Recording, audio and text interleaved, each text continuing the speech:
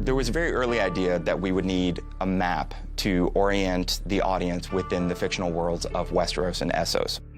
We started talking about the need for grounding the series geographically because it's a fantasy series. These are places we don't know. So if we were going to do a map, why not do the coolest map anyone's ever seen?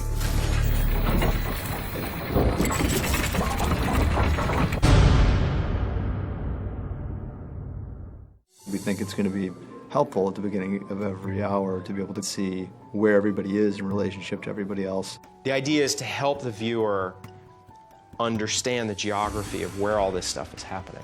We didn't want to do the traditional thing where it's a parchment map and it's flat. We really wanted to do something very different and very elaborate and complex that sort of mirrors how complex this world is that we're representing in the title sequence. What we wanted to do was create something different than we've seen before, so that when people turned on the TV and started watching the show, they were transported to somewhere else. Everything was really based on the fictional world of Game of Thrones. We knew there were some really important families and houses that this first season sort of covered. The design of all the buildings, the design of the terrain, this all comes out of the world of the show. The art department from the series sent us a lot of their concept art and visual reference and stuff. Knowing how authentic everything in the actual series needed to be, we felt that we had to match the authenticity of the series in our title sequence. The initial idea was, we'll build something in the computer that looks like it's the real thing. If we had our druthers, we would have loved to build the whole thing and just shot it. We wanted everything to feel handcrafted. Everything we're doing is very organic, so it's all woods and weathered kind of materials. We sampled metals, we sampled leather, we sampled different woods. We wanted to make the map seem like it was built by these mad monks in a monastery someplace. The first time we saw the first mock-up of one, it looked so much like a real model that we wondered if some team of guys with like jigsaws and balsa wood, like hard at work building miniatures. The shape of this world is an inverted globe. The world is not actually on the outside of the sphere, it's on the inside of the sphere. It's its own little universe. In the center of it all, if you looked up, what we see as the sun is this giant astrolabe, right? This huge sort of orbiting bands with this like core made out of glass that's on fire. There are these bands that contain depictions of all the biggest historic events that happened here.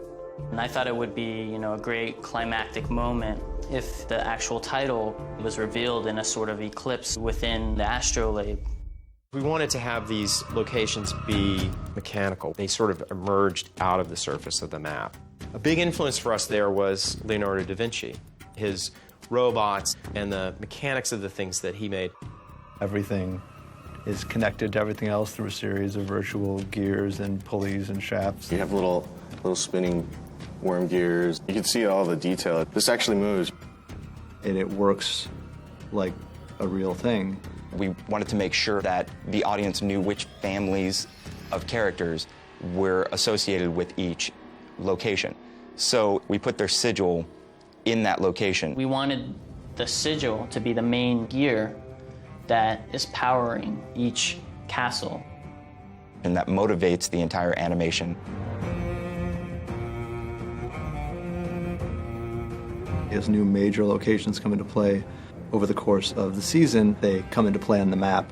Over the course of the different episodes, you should be able to glean a lot more information if you're looking for it. This map will evolve with the show and hopefully into future seasons. We put everything that we possibly can into the title sequence to make it as great as it can be. It's just such a visually rich and stunning credit sequence. It's the kind of thing that people are going to watch over and over again for the pure joy of just seeing the crazy genius that went into the map.